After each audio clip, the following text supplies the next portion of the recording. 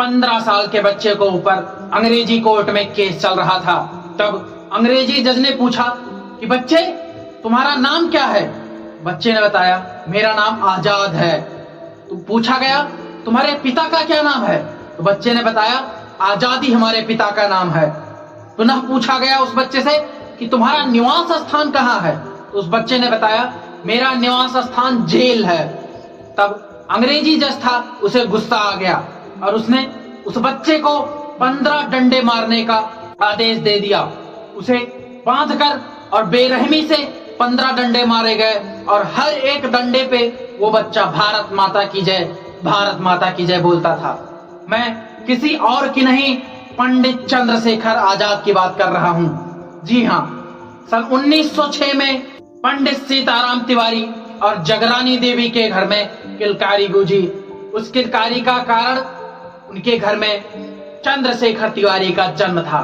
एक बालक का जन्म हुआ जिसका नाम चंद्रशेखर तिवारी रखा गया और उस बालक को उनकी माताजी संस्कृत का विद्वान बनाना चाहती थी। क्योंकि ये ब्राह्मण वर्ग से थे, ब्राह्मणों का कार्य संस्कृत की विद्या लेकर और कर्म कांड कराना होता है। तो इनकी माता का भी यही ख्वाहिश थी कि मेरा बच्चा संस्कृत पढ़कर और कर्म कांड करेगा। लेकिन पंडित चंद्रशेखर आजाद को कुछ और ही मंजूर था और ये राइफल चलाना, निशानेबाजी लगाना, ये सब सीखने लगे और मात्र 14 से 15 साल की उम्र में सन 1920 में महात्मा गांधी के असहयोग आंदोलन में शामिल हो गए।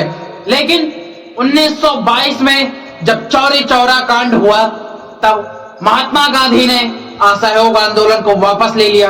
क्योंकि असहयोग आंदोलन एक बहुत ही प्रभावकारी आंदोलन था अंग्रेजों के ऊपर। असहयोग आंदोलन अगर वापस न लिया गया होता तो ऐसा कहा जा सकता है कि असहयोग आंदोलन से हमारे देश को स्वतंत्रता मिल सकती थी।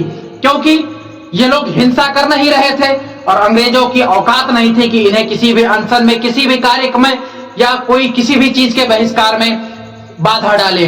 ये लोग हर एक अंग्रेजी सामानों का बहिष्कार कर रहे थे।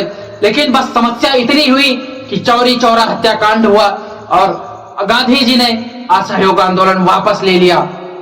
इसी में सारे क्रांतिकारी अलग थलग हो गए और पंडित चंद्रशेखर आजाद, भगत सिंह, ये लोग गरम दल में अपना स्थान बना लिए और ये लोग सोचे कि अब आजादी हमें लड़नी और छीननी है, हमें मिलेगी नहीं। उसके बाद पंडित राम प्रसाद बिस्मिल, सचेंद्र सान्याल और योगेंद्र नाथ चटर्जी ने हिंदुस्तानी प्रजातांत्रिक संघ नाम से एक संगठन बनाया जिसमें ये सारे गरम पंथ के नेता शामिल थे।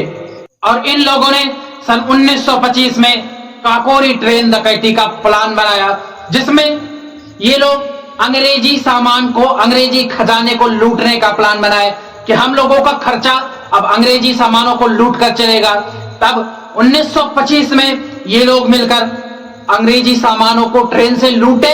उसके बाद पंडित चंद्रशेखर तिवारी को उस सामान को सेफ्टी से लखनऊ पहुंचाने की जिम्मेदारी दी गई। लेकिन पंडित चंद्रशेखर तिवारी कहा करते थे कि चंद्रशेखर आजाद कभी पकड़ा नहीं जाएगा, अंग्रेजों के हाथ से उसे फांसी कभी नहीं होगी। और बहुत सुरक्षित रूप में उस सामान को लखनऊ पहुंचाने में सफलता प्राप्त हुई पंडित चंद्रशेखर तिवारी को। लेकिन इनके साथ जो और साथी थे वे पकड़े गए। उसी समय कानपुर से एक अखबार निकलता था जिसका नाम था प्रताप। इसे संपादन गणेश शंकर विद्यार्थी जी करते थे। उन्होंने लिखा कि भारत के 9 रत्न अंग्रेजों के चंगुल में फंस चुके हैं। लेकिन वो 9 के 9 नहीं पकड़े गए थे। हमारे पंडित चंद्रशेखर तिवारी इधर उधर अंग्रेजों को चकमा देकर और निकल गए थे।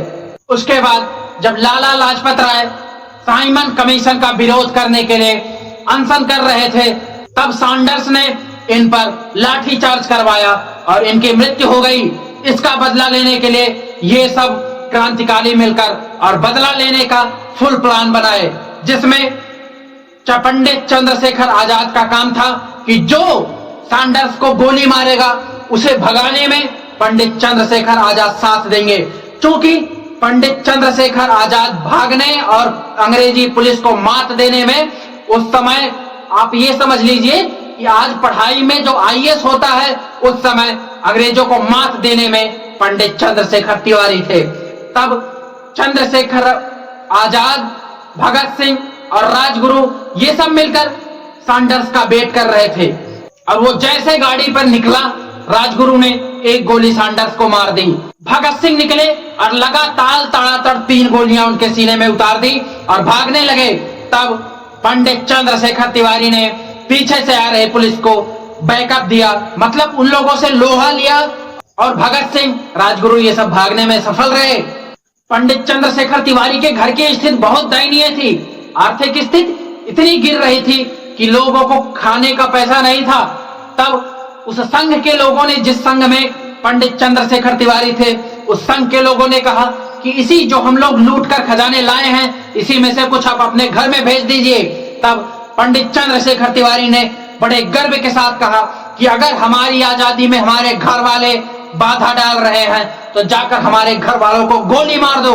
और वो लोग अपनी बलिदानी भारत देश की आजादी के लिए देने के लिए तैयार हैं।